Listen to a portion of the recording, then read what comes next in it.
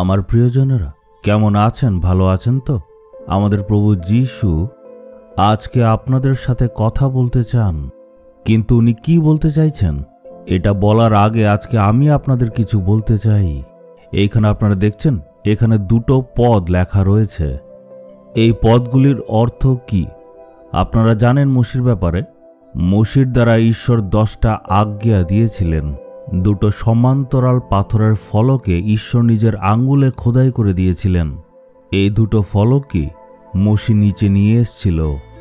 আমরা বাইবেলে দেখি যে মসি তার লোকেদের উপর রাগ করে এই দুটো ফলককে ভেঙে দিল। তারপর ঈশ্বর আবার সেই জিনিসটাকে লিখে তাকে দিলেন। ওই মসির সময়ের ফলকগুলির মতো করেই এখানে আমরা এই জিনিসটা বানিয়েছি। এমন লিখে রাখা হয় যাতে সবগুলি স্মরণ করা যায়। আমাদের যে প্রভুর ভবন আছে সেখানেও 10টা আজ্ঞা স্মরণ করার জন্য এমনভাবে লিখে রাখার কথা আমি বলেছিলাম। তারা ঠিক এমন বানিয়েছে। যখন সেটা তারা সবাই বানাচ্ছিল তখন ঈশ্বর আমার সাথে কথা বললেন। ঈশ্বর বললেন, ইসরায়েলিরা ওই সময় যাতে ঠিকভাবে চলতে পারে তার জন্যই তাদেরকে আমি এই 10টা আজ্ঞা খোদাই করে লিখে দিয়েছিলাম। কিন্তু যারা নতুন নিয়মের মধ্যে আছে তাদের জন্য কি আজ্ঞা? আমি 2 রকম আজ্ঞা দিলাম। এতগুলি আজ্ঞাকে আমি 2টো আজ্ঞাতে পরিণত করলাম। আমরা দেখব প্রথম আজ্ঞাটা কি? তুমি তোমার সমস্ত হৃদয়, সমস্ত প্রাণ ও সমস্ত মন দিয়ে তোমার ঈশ্বর সদাপ্রভুকে প্রেম করবে।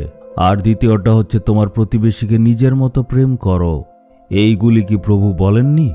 আর এই 2টি আজ্ঞার উপরে সমস্ত বিধান ও ভাববাদীদের গ্রন্থ প্রতিষ্ঠিত। আর এই ব্যাপারটাই ওই সময় ঈশ্বর আমাকে স্মরণ করিয়ে দিলেন। মানুষের উপর বোঝা চাপাবে না। পুরাতন নিয়মে ঈশ্বর ইসরায়েলিদের 10টা আজ্ঞা দিয়েছিলেন, কিন্তু পরে নতুন নিয়মে সে আজ্ঞাগুলি পরিণত করে 2টি করে দিলেন। সেই পাথরের 2টি ফলকের অনুকরণ করেই আমরা এই 2টি এখানে বানিয়েছি। নিজের হৃদয়ে লিখে রাখতে হবে, আমি আমার পিতা ঈশ্বরকে সম্পূর্ণ মন দিয়ে প্রেম করব, আর এছাড়া আমার আশেপাশে যারা আছে তাদেরকে নিজের মতো ভালোবাসবো। এই 2টো আজ্ঞা যদি আমরা মেনে চলি তখনই আমরা প্রভুতে আনন্দ করতে পারবো, আর ঈশ্বরের যে সহভাগিতা সেটায় চলতে পারবো। এই 2টোর জন্যই আমাদের প্রার্থনা করতে হবে।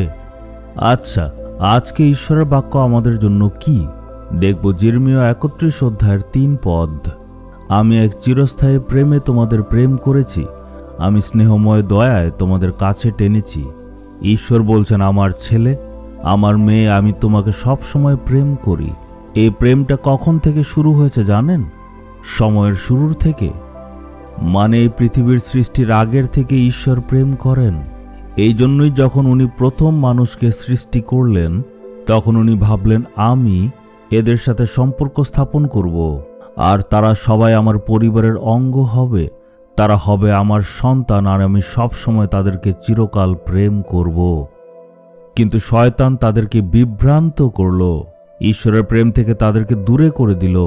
কিন্তু ঈশ্বর বলছে, আমি প্রেম করব আর তাদেরকে আমি আমার কাছে টেনে আনবো। তারা হচ্ছে আমারই সন্তান। আর ক্রুশের উপর সেই যিশুর মৃত্যু দ্বারা ঈশ্বর তার দয়ার অনুগ্রহ প্রকাশ করলেন। এইভাবে উনি আমাদের কাছে টেনে আনলেন।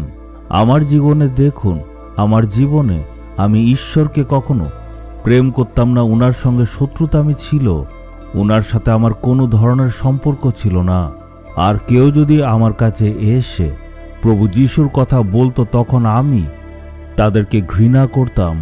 আমার খুব রাগ উঠত, আর তাদের সাথে অনেক আমি তর্ক করতাম, ঝগড়া করতাম। কিন্তু প্রভু ঘৃণা করেননি। ঈশ্বর বললেন, এ হচ্ছে আমার সন্তান, আমার পুত্র। আমি ঈশ্বরকে ঘৃণা করতাম, কিন্তু উনি আমাকে খুঁজে বের করলেন। আমার বয়স যখন 14 ছিল তখন আমার হার্টের সমস্যা হয়েছিল। আমার ডান পা কাজ করছিল না, আমি একদম শয্যাশায়ী ছিলাম। আমার ঘরের অবস্থা এমন হয়েছিল মনে হচ্ছিল যে কেউ মারা গেছে। আর এমন দুঃখের পরিস্থিতিতে আমাদের প্রভু যিশু আমার খোঁজ করে সেইখানে এসেছিলেন। আমার সন্তান অসুস্থ এটা বলে আমার বিছানার পাশে উনি এসে বসে আমাকে স্পর্শ করলেন। আজকে এই সাক্ষ্য আপনাদের সামনে আমি দিচ্ছি, ঈশ্বর সেই দিন আমাকে স্পর্শ করলেন আর সুস্থ করে দিলেন। আর আজকে যে আমি বেঁচে আছি এটার কারণ হচ্ছে উনার অনুগ্রহ। উনার সেই প্রেমের জন্যই আজকে আমি জীবিত। প্রভুর প্রেমটা জানুন। ঈশ্বরের প্রেম অনন্তকালের প্রেম, আজকালকে জন্মেছে এমন না। ঈশ্বরের প্রেম প্রথম থেকেই রয়েছে। আমাদেরকে কাছে রাখার জন্যই প্রভু যীশু ক্রুশের উপর নিজেকে বলি করে দিলেন। আর বলিস্বরূপ নিজেকে উৎসর্গ করার পর তৃতীয় দিবসে তিনি আবার জীবিত হলেন।